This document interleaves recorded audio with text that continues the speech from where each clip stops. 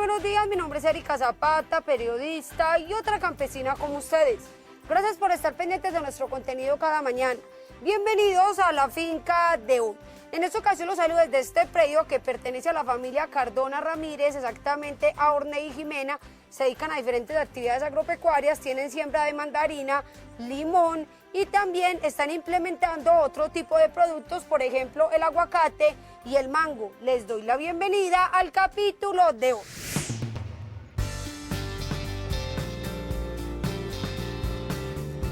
Con escasos 13 meses en el departamento de Cundinamarca, un huilense dice estar cumpliendo dos objetivos. El primero es la generación de empleo y el segundo es la implementación del cultivo de uva isabelita en una temperatura menor a la requerida por la planta.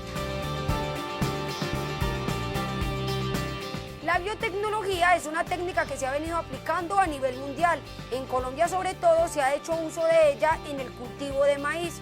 Un ingeniero agrónomo nos habla acerca de los beneficios en esta área. Todos los detalles en un momento. Ya conoceremos la estrategia de tecnificación de una pequeña granja porcícola en Venecia, Cundinamarca, que con poco presupuesto está sacando una producción de alta calidad. ¿Cómo lo hacen? Ya lo sabrán. Información, experiencias e innovación. Acompáñenos en este recorrido agropecuario por Colombia.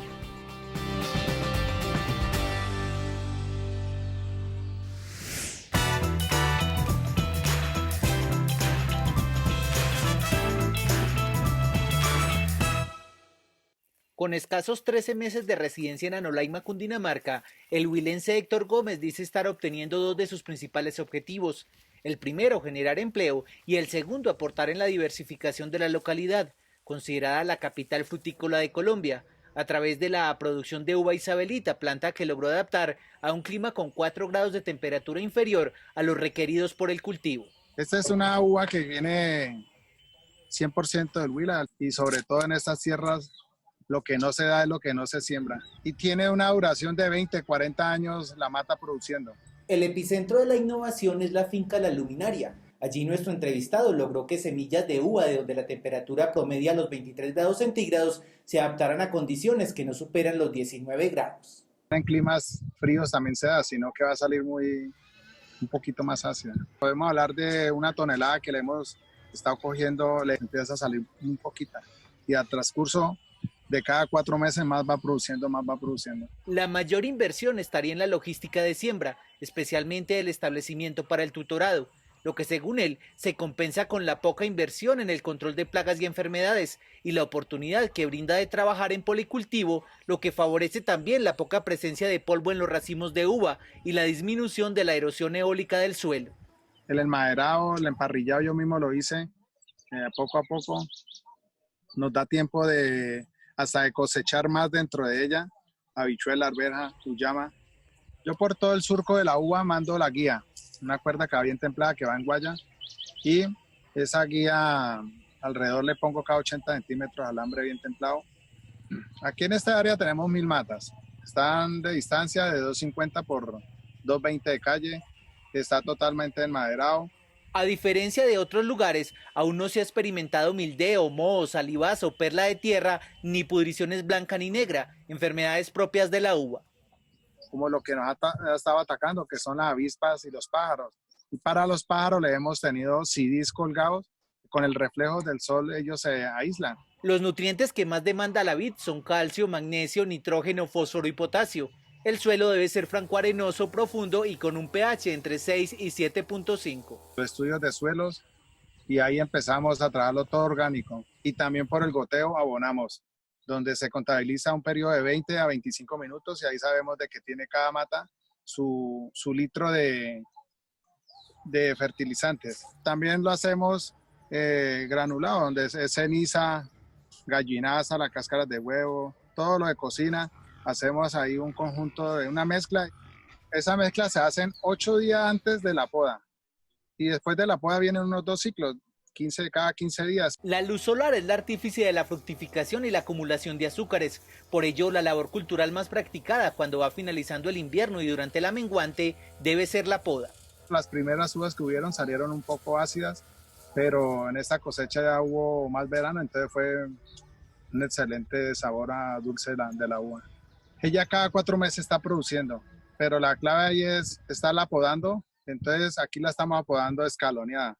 Cada 20 días 100 matas, 100 matas, 100 matas, para cuando lleguemos a las 1000 estén ya maduras y cuando lleguemos al 0 estén empezando otra a madurar. Al quitar las yemas y sarmientos en mal estado, dejando únicamente entre 2 a 6 por rama, aumenta también la resistencia a plagas.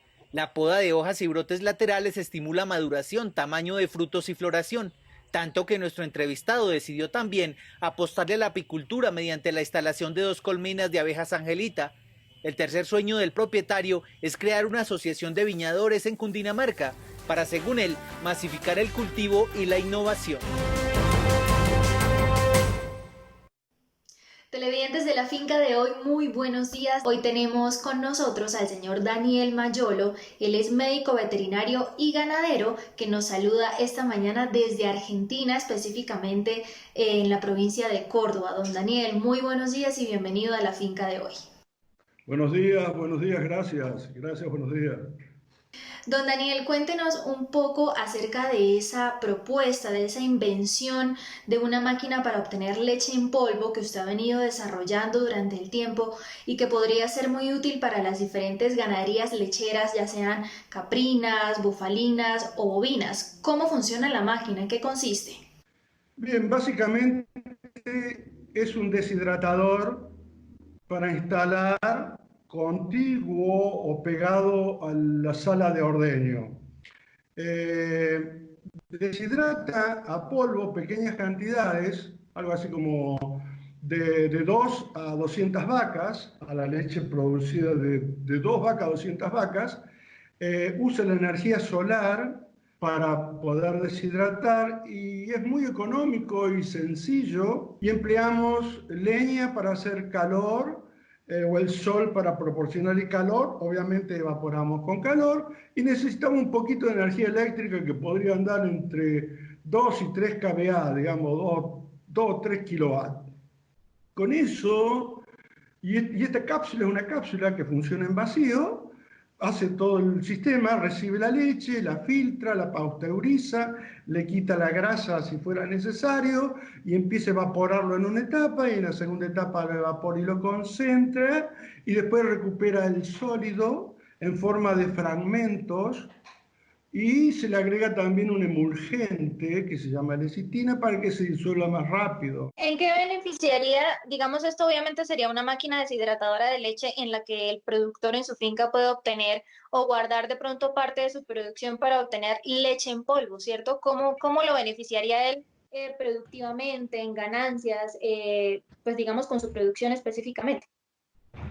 Bueno, sí, dispone de leña. Si dispone de buen sol, el costo para secar es casi cero. Entonces estamos en unos ingresos limitados con costos operativos muy limitados para hacer un producto que se guarda todo el tiempo que quiera, hasta un año se conserva bien. Don Daniel, en cuanto, digamos, a la parte ecológica, ¿cómo puede implementarse el utilizar ese tipo de energías solares en la máquina como tal? ¿Cómo sería ese funcionamiento?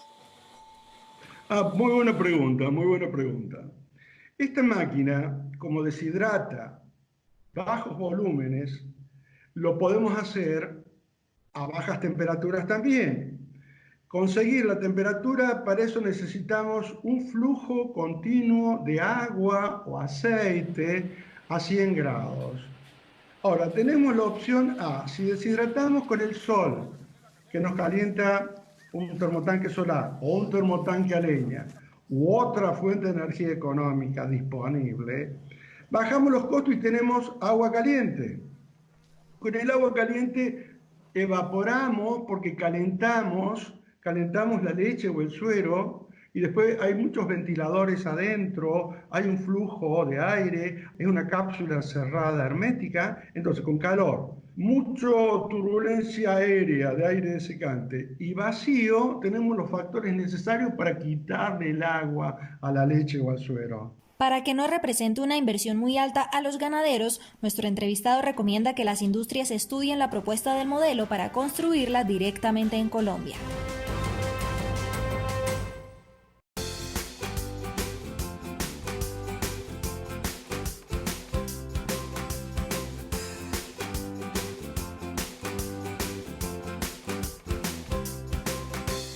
La biotecnología en cultivos agropecuarios es una técnica desarrollada por investigadores para modificar la estructura genética y así poder obtener beneficios que sean prácticos para el productor.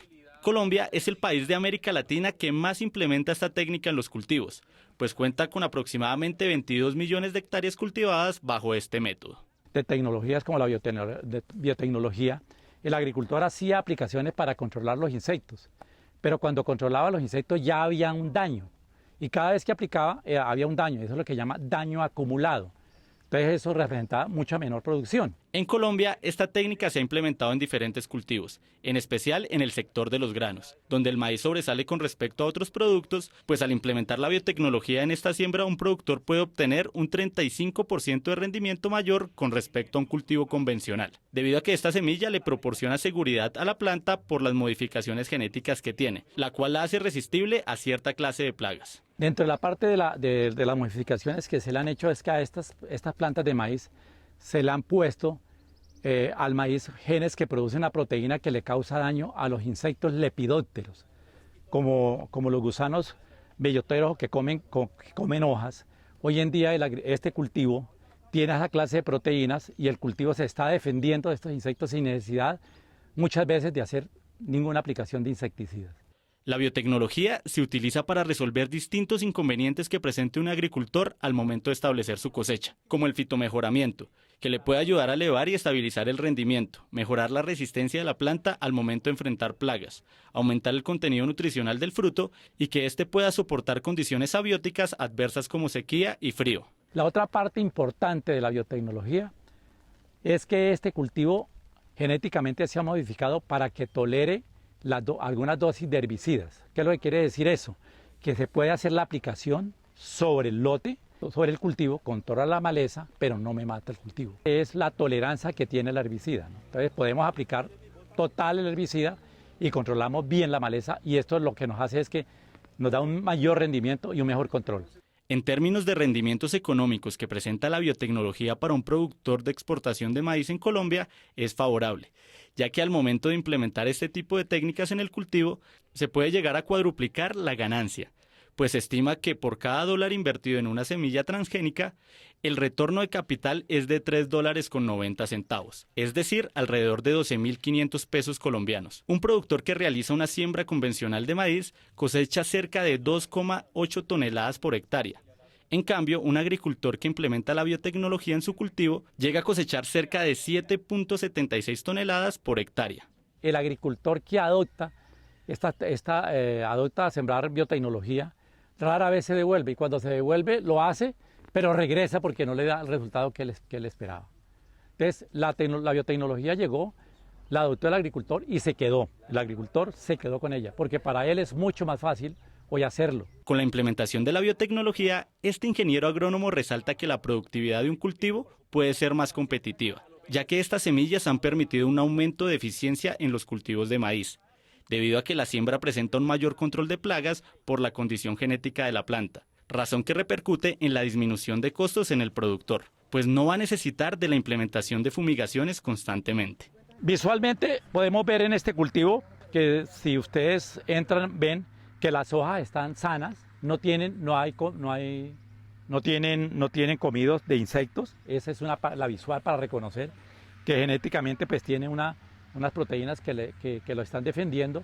O podemos ver cultivo vecino como el que está allí, que ya está aplicado, que vemos que la maleza se murió y el maíz no, es genéticamente modificado para tolerar determinada dosis de herbicida. Se estima que en Colombia entre el año 2006 y 2018 se pudieron ahorrar cerca de 212,4 millones de litros de agua en cultivos de maíz y algodón transgénicos. También se redujo 8.300 toneladas de CO2 y 3,1 millones de litros de combustible en tractores y pulverizadores que hacen parte del proceso de producción de estos productos. La trivia del campo. Conviértete en un experto con la finca de hoy.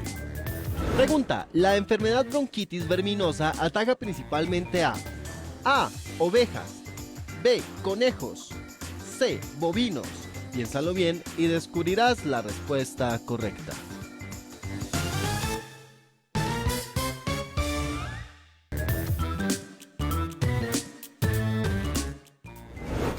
Pregunta, la enfermedad bronquitis verminosa ataca principalmente a ovejas, B, conejos, C, bovinos. La respuesta correcta es la A. La bronquitis verminosa es una enfermedad que se presenta en zonas húmedas del trópico bajo y alto, que ataca principalmente a terneros de corta edad.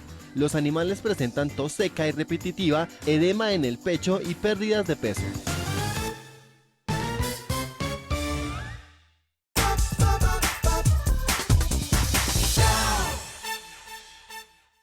No se necesita ser grande en infraestructura para superar con calidad de producto a quienes dicen ser grandes por tener abundancia de capital. Esa es la frase que más repite con orgullo Leonel Beltrán, mientras resalta el trabajo realizado con sus compañeros de la porcícola Betel, donde el sueño es mejorar la genética de los cerdos del municipio de Venecia, Cundinamarca. El trabajo del campo es un trabajo de paciencia, de gusto, de amor. Comenzamos con 4 cerdos de cría y hoy ya podemos decir que hemos materializado un poco más ese proyecto, ya contamos con 10 hembras y pues hemos podido ir creciendo a pesar de que somos pequeños productores, pues hemos tratado de cumplir con todo el proceso normativo y para poder cumplir las normas o que nos imparte directamente las autorizaciones sanitarias o la entidad sanitaria, pues no necesitamos ser productores de gran escala. La granja se ha ganado ya la confianza entre los cebadores de la zona. Los lechones hijos de cerdas F1 línea terminal son entregados pesando en promedio entre 7 y casi los 9 kilos. Los animales se entregan pues, directamente con su chapeta de la zona, que en este caso es la chapeta azul. Se entrega una remisión indicándole pues, la vacuna que se le está aplicando a los 19 días, en este caso micoplasma. Se entregan directamente vermifugados. La vida útil de la cerda no pasa de los 9 partos. Los reconocimientos y logros obtenidos en escasos 36 meses de trabajo demuestran que están trabajando bien. Ya contamos con la autorización sanitaria 20148, con la Asociación por Colombia en su programa de bioseguridad. Estamos en el escalafón de plata. Esperamos este año pues poder obtener en oro. Desde que tengamos una hembra de cría o inferiores a 499 en ceba, tenemos que cumplir esa autorización sanitaria. La autoridad ambiental también otorgó reconocimiento por ser de las pocas granjas que en la zona tiene energía fotovoltaica.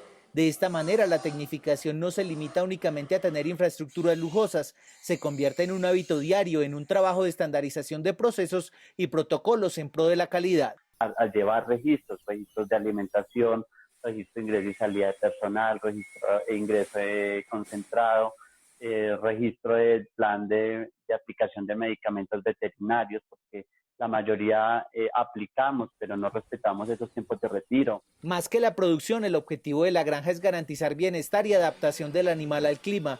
Aseguran que el resto llega como simple consecuencia. Acá no utilizamos jaulas para la gestación, hacemos gestación colectiva, tenemos parilleras para cada una de las granjas con dimensiones más sobredimensionadas que las que tienen las jaulas de reproducción, y pues nos ha otorgado pues directamente unas cerdas pues con unas características de bajo estrés y adicional a eso pues cero aplastamiento en la producción y una rentabilidad de esa ganancia de peso de los lechones, que nosotros tenemos grupos de cerdas en bandas de 5 cerdas. Como recomendación, nuestro entrevistado resume la tecnificación en 3 aspectos, los cuales requieren de conocimiento y de planeación. Establecer si nuestros predios están de acuerdo al plan de ordenamiento territorial de los municipios. Segundo, mirar directamente qué tipo de producción queremos establecer, si queremos ciclo completo, ceba, solo cría, y así pues tener las condiciones y las dimensiones en sus construcciones. Muchas veces se hacen inversiones y no estamos muy bien asesorados y se pierde esa inversión en el momento que nos lleguen a una entidad sanitaria o una entidad ambiental. De cada cerda y lechón se lleva prácticamente una hoja de vida y estos datos se actualizan frecuentemente.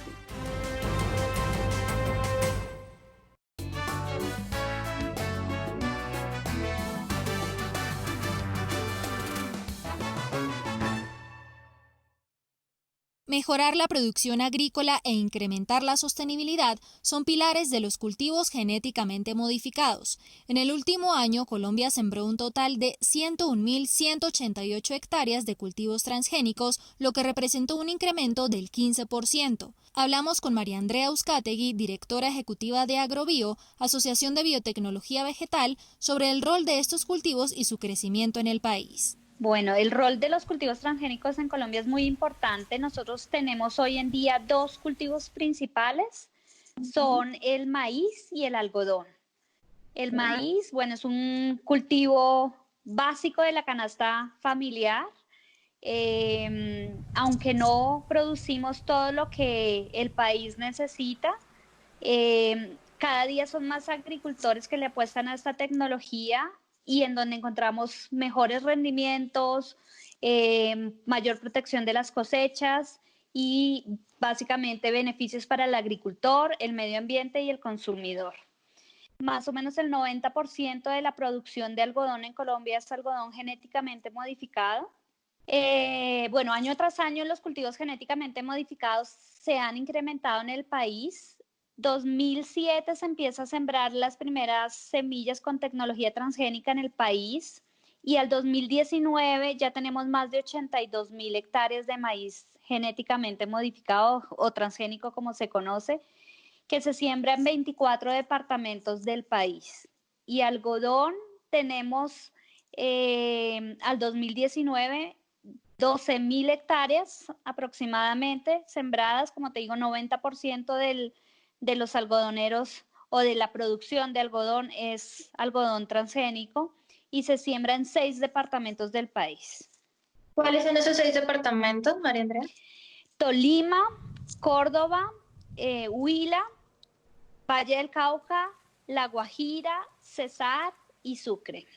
La siembra de maíz transgénico se incrementó un 19.2% en todo el país, extendiéndose a 21 departamentos. Con más de 28.000 hectáreas, el departamento del Meta es el que más le apuesta a esta alternativa, seguido de Tolima y Valle del Cauca con un poco más de 16.000. ¿Qué proyecciones tienen ustedes en lo que tiene que ver con llegar a otros departamentos en este año, en el futuro, o digamos a incursionar en lo que tiene que ver con la transgénesis con otros cultivos que no sean el algodón y el maíz? ¿Qué proyecciones hay en ese campo? A nivel de otros productos, a nivel global, son principalmente 4 los productos transgénicos que se comercializan. Son el maíz, el algodón, la soya y la canola. Hay posibilidades de sembrar canola todavía ahora en el país. Todavía no se siembra, pero ya está aprobada para siembra en 2 departamentos. Y si hablamos a nivel de investigación, hay centros de investigación y universidades en el país que hoy en día trabajan con esta tecnología para mejorar productos como la papa, sacha inchi e higuerilla para obtener mejores grasas, yuca con mayor contenido de vitamina A. Tenemos flores con características del color, que son flores exóticas y de un muy buen mercado a nivel internacional. Cabe mencionar que el sector floricultor también le apuesta a la transgénesis y durante el 2019, según cifras presentadas por el ICA, se sembraron 12 hectáreas de flores azules en todo el país. Con torta de chocolate y palmiste de alta grasa es que un granjero de los llanos orientales garantiza los nutrientes que poseen los concentrados, pero sin necesidad de comprarlos. ¿Cómo lo hace? Veamos. Aprovechar los residuos proteicos que deja la palma de aceite durante el proceso de industrialización, abundante por cierto en el departamento del Meta, y disminuir los altos costos, especialmente que los fletes reflejan en el concentrado comercial, son las razones por las que Holman Benítez decidió empezar a fabricar sus propias mezclas para la suplementación, encontrando resultados.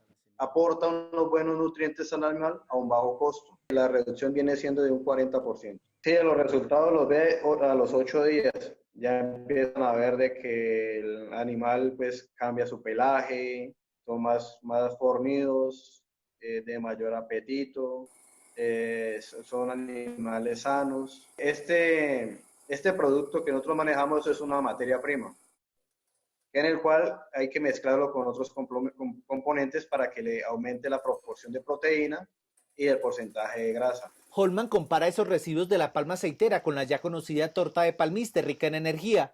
La primera mezcla que realiza es el palmiste alta grasa. Utilizar la torta de palmiste, pues el costo era elevado. Entonces nació la idea de mezclarlo con fibra mediante prensado. Ese es 100% almendra. que es el subproducto, pues, como se puede decir, del racimo del fruto de la palma. Mezclamos el 50% de esa almendra con el 50% de fibra, que dentro del producto se ven los pelitos. Ese palmiste es una de las tantas materias primas utilizadas también en los bloques multinutricionales. Sin embargo, esta preparación es más económica. Utilizamos el 70% del palmiste. Utilizamos del 15 al 17%, bien sea salvado de maíz o afrecho concentrado que usamos, es un concentrado 100% orgánico. Entonces, a eso le adicionamos sal. Le adicionamos un 5% de sal. Le adicionamos un 5% de melaza también. Estamos manejando 50% de almendra, que es el que nos da el porcentaje de grasa, y manejamos el 50% de fibra, que es el que nos ayuda para la cuestión de la proteína. La idea es que el palmiste no se suministre nunca de manera directa y que al entregar la mezcla recomendada para la ganadería cárnica sea porcionada. Se les está suministrando aproximadamente entre el 2 y el 3% de su peso. Entonces, que si el animal, ejemplo, pesa aproximadamente unos 300 kilos, se les está suministrando entre 6 kilos por porción. Para la ganadería láctea se recomienda otra mezcla que por su consistencia variable de acuerdo con la temperatura ha sido llamada torta de chocolate. Son las pequeñas partículas que quedan en el aceite. Es el decantado que queda entre los tanques. Bueno, la torta de chocolate maneja casi el doble de porcentaje de grasa y proteína que el palmiste alta grasa.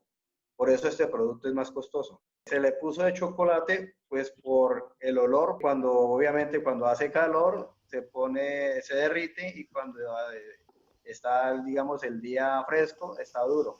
Esa materia prima representa el 70% de la mezcla. El 30% suele ser salvado de maíz, harina de arroz e incluso papa picada, además de sal y melaza. Esto empieza a suministrarle en pequeñas proporciones para que el animal empiece como a probar el alimento y a tolerarlo. A fin de que no haya pérdidas en el suministro. O sea, hay que darle las raciones controladas, porque como el animal no absorbe el 100% de los nutrientes. Estos residuos de la palma aceitera son utilizados incluso en algunas fórmulas de concentrados comerciales, los cuales se entregan también a otros animales de granja como gallinas, equinos, caprinos y porcinos.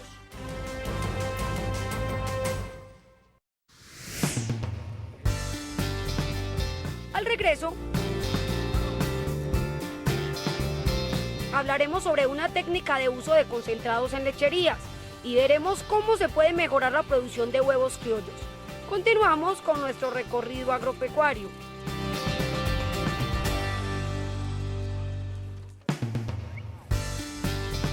Muchos productores ganaderos de nuestro país implementan diferentes tipos de estrategias para aumentar la producción de los litros de leche. Específicamente les vamos a contar la historia de un ganadero que está implementando una técnica en específico. ¿Cuál es? Ya lo sabrán. El huevo es uno de los productos más requeridos por los consumidores. Según FENAVI, anualmente registra un crecimiento de 239 unidades por persona. Por eso, un productor del departamento de Boyacá nos cuenta cómo es la producción de huevos de gallinas criollas. Bienvenidos a Ganadería Salomé. Hoy les vamos a hablar de un tema supremamente importante a la hora del ordeño de nuestros animales, tanto en el ordeño de la mañana como en el ordeño de la tarde.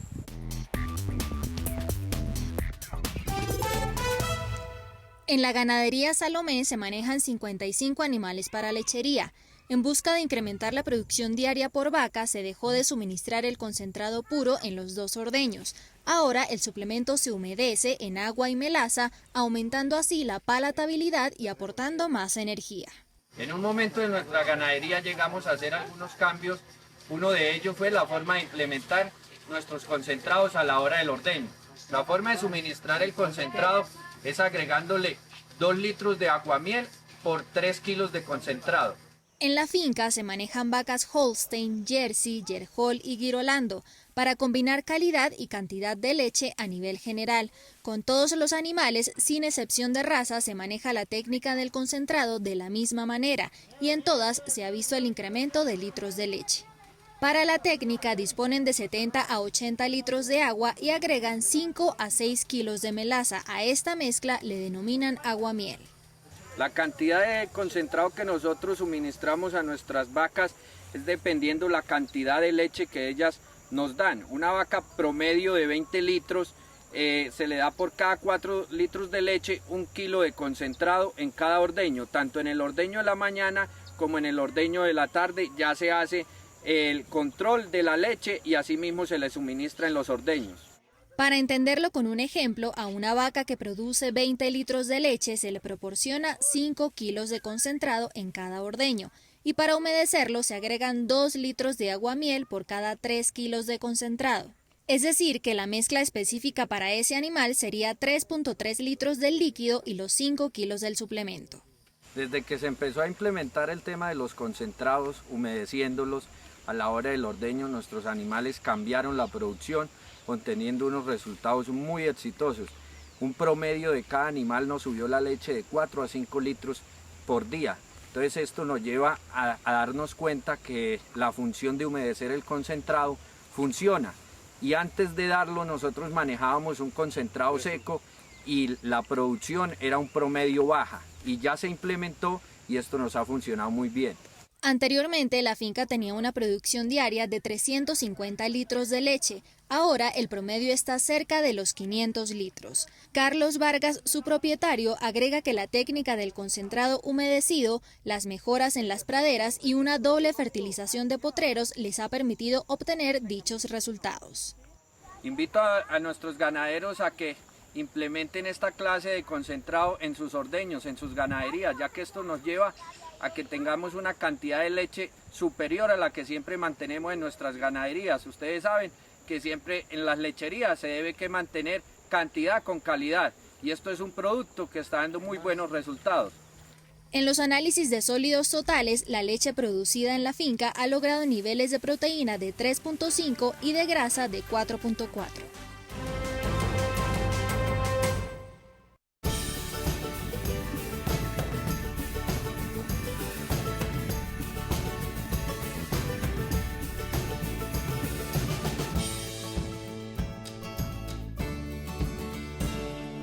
Los índices en producción de huevo en gallinas criollas están en promedio de 40 a un 70% de postura. Una de las diferencias que destaca estos huevos es la alta cantidad de ácidos grasos, como omega 3, los cuales son beneficiosos para la salud cardiovascular de la persona que los ingiere. También presenta variedad de colores como verde, azules, rosado e inclusive marrón claro. A continuación, conoceremos cómo realizar una producción óptima de huevos campesinos. La manera más eficiente de manejar la gallina criolla es poder cultivar el propio alimento para los animales, es decir, dejar de depender de los concentrados que normalmente se encuentran con facilidad para el sistema industrial y con ello podemos desplazarlo hacia los cultivos orgánicos. Con eso tenemos un doble beneficio, tanto en la alimentación para la propia casa como en la alimentación para las gallinas criollas. La producción de huevo campesino depende estrictamente de la alimentación que se le brinde a las aves y de la forma como son criados estos animales. Pues una gallina campesina puede salir del corral a consumir insectos, vegetales y pastos frescos, haciendo que el animal obtenga una mayor resistencia frente al medio y que la cantidad de nutrientes en el huevo aumente. Los alimentos más comunes son las verduras, las frutas de combinación como la guayaba, para pigmentar más el huevo de manera natural, la auyama, la guatila y sobre todo los granos. Podemos utilizar maíz sobre todo, siempre y cuando las gallinas tengan disponibles algún tipo de arenilla que le permita triturar el alimento. La pigmentación del huevo es la que garantiza que el huevo la gallina sea alimentada de forma natural. Con ello podemos obtenerlo a partir de diferentes alimentos como el maíz, la auyama o también de algunos sustitutos como la cúrcuma disuelta en agua. Un avicultor debe tener en cuenta la iluminación que reciben sus gallinas, pues la luz es un factor fundamental para el desarrollo del óvulo en el animal, lo que repercutirá en la producción de huevo que finalmente se verá reflejado en el incremento de rentabilidad para el productor. La cantidad de luz que requieren este tipo de aves diariamente para alimentarse de vitamina D está en promedio de 12 a 14 horas. Normalmente la conservación de una gallina tiene una temperatura de 41 grados centígrados corporal. Para garantizar que la gallina tenga ese tipo de salida tenga una buena retroalimentación de la temperatura interna, debe estar entre los 15 a los 24 grados, más o menos, dentro del galpón. Pero pues afortunadamente la gallina criolla es mucho más resistente que la industrial y puede estar sometida a menos temperaturas. Una temperatura más alta le puede llegar a proporcionar problemas de ahogamiento. Las microtoxinas que abundan en el ambiente pueden afectar el metabolismo de la vitamina D y la absorción de nutrientes en este tipo de aves, por lo que es importante controlar este tipo de enfermedades para prevenir la afección en la producción de la gallina. Una de las enfermedades más comunes es la bronquitis infecciosa, que afecta la puesta del huevo. Cuando uno de estos animales presenta un mal estado de salud, debe ser apartado del gallinero para prevenir que las demás aves se contagien. La bioseguridad, ante todo, es lo que va a garantizar la salubridad del animal. Tenemos que tener presente que no cualquier persona puede entrar al galpón y nosotros tampoco podemos desplazarnos a otras áreas o galpones y después ingresar al de nosotros sin presentar algún tipo de protector. También es fundamental a la entrada de cada galpón la desinfección con cal en los pies. En términos económicos, el costo de producción de un huevo industrial se encuentra entre 125 a 170 pesos, el cual puede ser vendido en un precio de 200 a 300 pesos la unidad, mientras que la producción de un huevo campesino está en 157 pesos, pero el valor de este en el comercio es mayor, pues puede llegar a costar de 600 a 800 pesos. Pues nosotros le apostamos a la gallina criolla debido a que es más fácil de manejar cuando uno no tiene un capital muy grande para levantar galpones industriales. Entonces le apuntamos a una economía campesina combinada con algunos cultivos. La recolección de huevos, el avicultor la debe realizar constantemente con el fin de que estos no se acumulen y puedan llegar a romperse. Este procedimiento se puede realizar con o sin guantes, siempre y cuando la persona se desinfecte las manos. También es importante establecer ponederos adecuados al ave, para garantizar que no se puedan ubicar dos animales en el mismo espacio.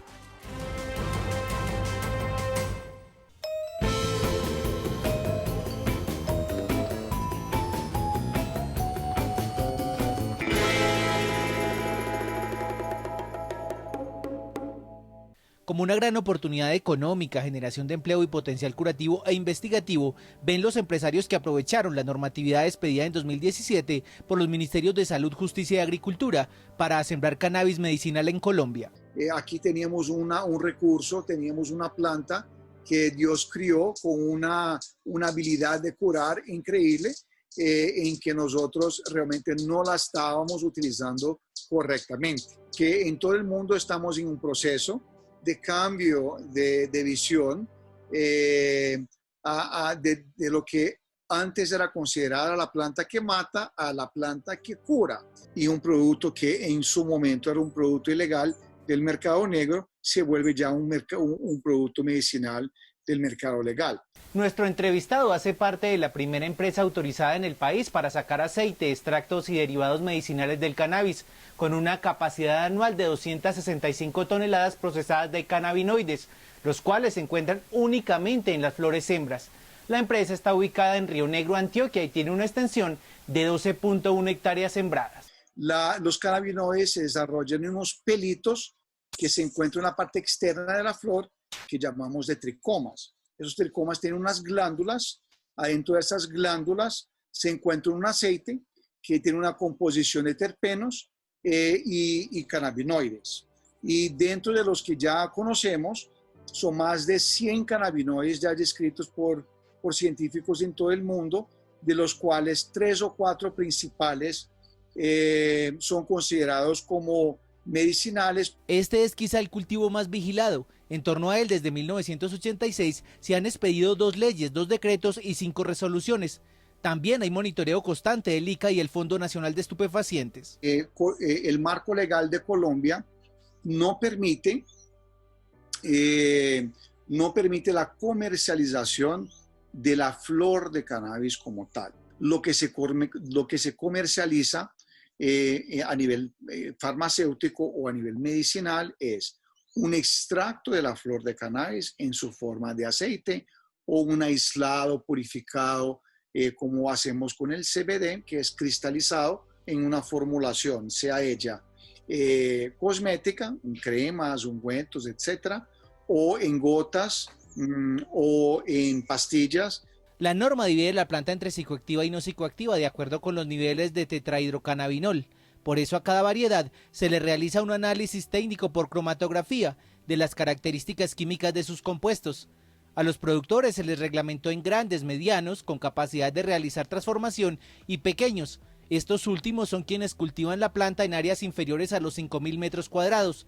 Ellos tienen derecho a asesoría técnica y no tienen capacidad de agregar valor, por lo que en consecuencia venden su producción a grandes y medianos industrializadores. Utilizamos el cannabis para el tratamiento paliativo de cáncer, utilizamos el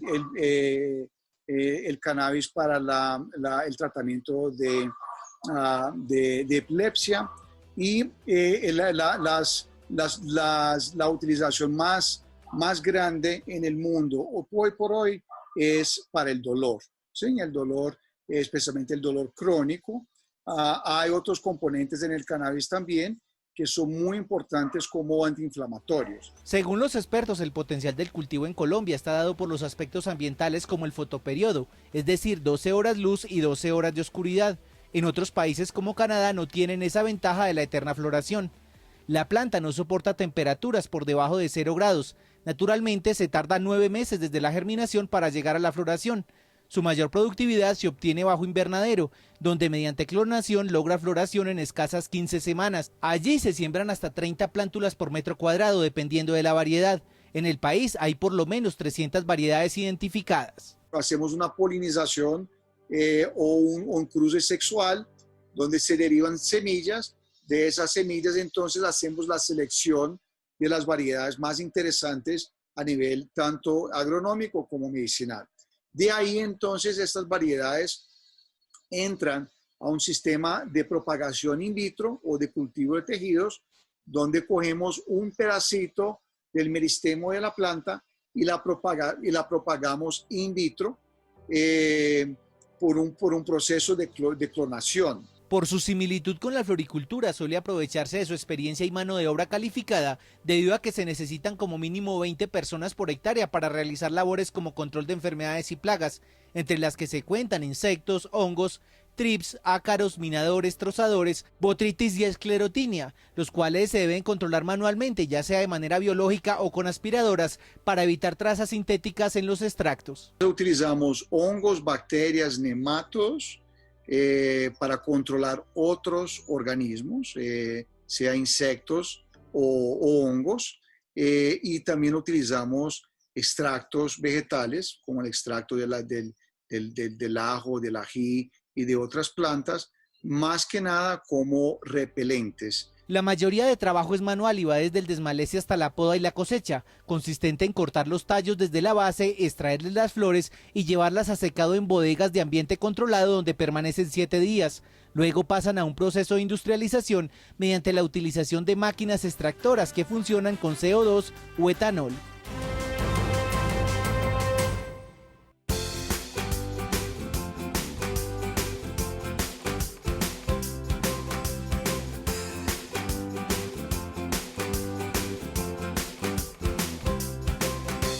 La biotecnología en cultivos agropecuarios es una técnica desarrollada por investigadores para modificar la estructura genética y así poder obtener beneficios que sean prácticos para el productor. Colombia es el país de América Latina que más implementa esta técnica en los cultivos, pues cuenta con aproximadamente 22 millones de hectáreas cultivadas bajo este método. De tecnologías como la biotecnología, el agricultor hacía aplicaciones para controlar los insectos, pero cuando controlaba los insectos ya había un daño. Y cada vez que aplicaba había un daño, eso es lo que llama daño acumulado. Entonces eso representaba mucha menor producción. En Colombia, esta técnica se ha implementado en diferentes cultivos, en especial en el sector de los granos, donde el maíz sobresale con respecto a otros productos, pues al implementar la biotecnología en esta siembra, un productor puede obtener un 35% de rendimiento mayor con respecto a un cultivo convencional, debido a que esta semilla le proporciona seguridad a la planta por las modificaciones genéticas que tiene, la cual la hace resistible a cierta clase de plagas. Dentro de la parte de las modificaciones que se le han hecho es que a estas plantas de maíz se le han puesto al maíz genes que producen una proteína que le causa daño a los insectos lepidópteros, como los gusanos belloteros que comen hojas. Hoy en día este cultivo tiene esa clase de proteínas y el cultivo se está defendiendo de estos insectos sin necesidad muchas veces de hacer ninguna aplicación de insecticidas. La biotecnología se utiliza para resolver distintos inconvenientes que presente un agricultor al momento de establecer su cosecha, como el fitomejoramiento, que le puede ayudar a elevar y estabilizar el rendimiento, mejorar la resistencia de la planta al momento de enfrentar plagas, aumentar el contenido nutricional del fruto y que éste pueda soportar condiciones abióticas adversas como sequía y frío. La otra parte importante de la biotecnología es que este cultivo genéticamente se ha modificado para que tolere algunas dosis de herbicidas. ¿Qué es lo que quiere decir eso? Que se puede hacer la aplicación sobre el lote, sobre el cultivo, controla la maleza, pero no me mata el cultivo. Es la tolerancia que tiene el herbicida, ¿no? Entonces podemos aplicar total el herbicida y controlamos bien la maleza, y esto lo que nos hace es que nos da un mayor rendimiento y un mejor control. En términos de rendimientos económicos que presenta la biotecnología para un productor de exportación de maíz en Colombia es favorable, ya que al momento de implementar este tipo de técnicas en el cultivo se puede llegar a cuadruplicar la ganancia, pues se estima que por cada dólar invertido en una semilla transgénica, el retorno de capital es de $3.90, es decir, alrededor de 12.500 pesos colombianos. Un productor que realiza una siembra convencional de maíz cosecha cerca de 2,8 toneladas por hectárea. En cambio, un agricultor que implementa la biotecnología en su cultivo llega a cosechar cerca de 7,76 toneladas por hectárea. El agricultor que adopta a sembrar biotecnología rara vez se devuelve, y cuando se devuelve lo hace, pero regresa porque no le da el resultado que él esperaba. Entonces la biotecnología llegó, la adoptó el agricultor y se quedó. El agricultor se quedó con ella, porque para él es mucho más fácil hoy hacerlo. Con la implementación de la biotecnología, este ingeniero agrónomo resalta que la productividad de un cultivo puede ser más competitiva, ya que estas semillas han permitido un aumento de eficiencia en los cultivos de maíz, debido a que la siembra presenta un mayor control de plagas por la condición genética de la planta, razón que repercute en la disminución de costos en el productor, pues no va a necesitar de la implementación de fumigaciones constantemente. Visualmente podemos ver en este cultivo que si ustedes entran ven que las hojas están sanas, no tienen comidos de insectos. Esa es la visual para reconocer que genéticamente pues tiene unas proteínas que lo están defendiendo. O podemos ver cultivo vecino como el que está allí, que ya está aplicado, que vemos que la maleza se murió y el maíz no, es genéticamente modificado para tolerar determinada dosis de herbicida. Se estima que en Colombia entre el año 2006 y 2018 se pudieron ahorrar cerca de 212,4 millones de litros de agua en cultivos de maíz y algodón transgénicos. También se redujo 8.300 toneladas de CO2 y 3,1 millones de litros de combustible en tractores y pulverizadores que hacen parte del proceso de producción de estos productos. En esta finca llamada Potrerito se dedican a la siembra de diferentes flores, también tienen suculentas de diferentes colores, tienen algunos animales, por ejemplo los caballos, y de don Jorge Hernández, que es un comunicador social de este municipio de Santa Bárbara en el departamento de Antioquia. Y aunque para nosotros termine este capítulo, sabemos que para ustedes apenas inicia el día. Gracias por cultivar la tierra del país. Recuerden que las personas que están en otros países nos pueden ver a través de la señal de Caracol Internacional y ustedes a través de las redes sociales que aparecen en pantalla. Ustedes no solamente son los protagonistas de este programa, también del trabajo de la tierra del país. Mañana tenemos otra cita bien temprano, pero quien madruga, Dios le ayuda. Y todos los días madrugamos para aprender del trabajo de nuestros campesinos. Hasta entonces.